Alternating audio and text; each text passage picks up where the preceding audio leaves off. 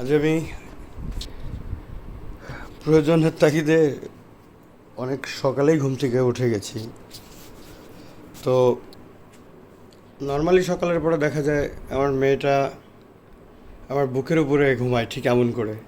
তো আমি নিজের কাজ কিছুটা গুছিয়ে টুছিয়ে এসে দেখি এভাবে শুয়ে আছে।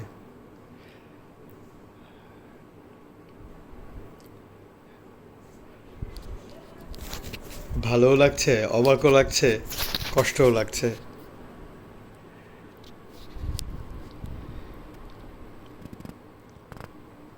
মা, ও মা, মারে, ও মা,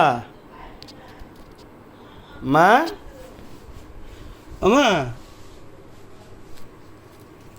মা, ও মা, মা, মা করে